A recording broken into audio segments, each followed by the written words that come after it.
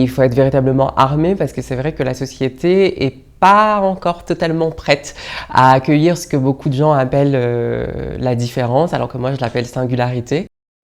Je m'appelle Louise, je suis originaire de Saint-Denis, je suis artiste, auteur, interprète et depuis octobre 2021, je suis Miss Trans France. J'ai mis le mot transidentité sur mon mal-être à l'âge de 24 ans. J'ai mis 10 ans avant de décider de faire ma transition, avant de savoir aussi quels moyens j'avais à ma disposition pour pouvoir démarrer cette transition. J'ai commencé assez tardivement, mais quelque part je regrette pas parce que je pense que j'avais la maturité suffisante pour se lancer dans une transition, puisque quand on se lance dans une transition médicale, on se lance aussi dans une transition sociale, professionnelle, et il faut être véritablement armé parce que c'est vrai que la société est pas encore totalement prête à accueillir ce que beaucoup de gens appellent la différence, alors que moi je l'appelle singularité. J'ai la chance d'avoir une famille qui est aimante et qui me soutient. Il faut apprendre à s'aimer, apprendre à se respecter, parce que c'est la seule façon aussi de pouvoir se faire aimer et se faire respecter des autres. Donc si on n'est pas en phase avec soi-même, c'est toujours plus compliqué. L'évolution de mentalité passe par beaucoup de choses. Je me rends compte que finalement mon parcours il a été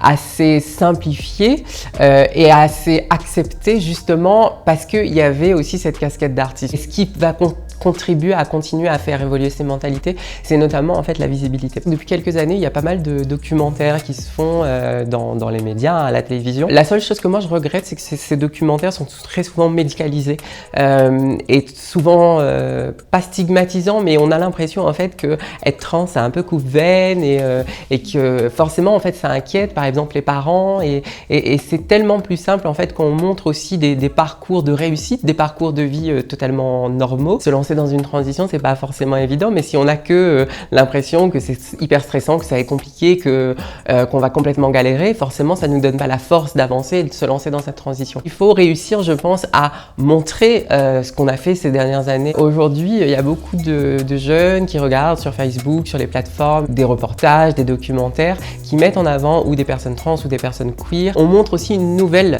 facette de notre personnalité et puis peut-être l'aspect plus humain. Là, on montre véritablement ce qu'est notre parcours. Le mot transsexuel a été banni presque du langage français puisque ça a été enlevé en fait des maladies psychiatriques. Et aujourd'hui, on parle de transgenre puisqu'il y a des personnes en fait qui peuvent faire une transition de genre sans forcément passer par une réassignation sexuelle. Cette possibilité en fait de pouvoir changer de genre sur ses papiers en dépit du fait de n'avoir pas subi de réassignation, je pense que c'est une belle avancée. Et il est temps aussi que les gens arrêtent en fait d'associer le genre au sexe et à l'orientation sexuelle parce que ce sont des choses complètement différentes.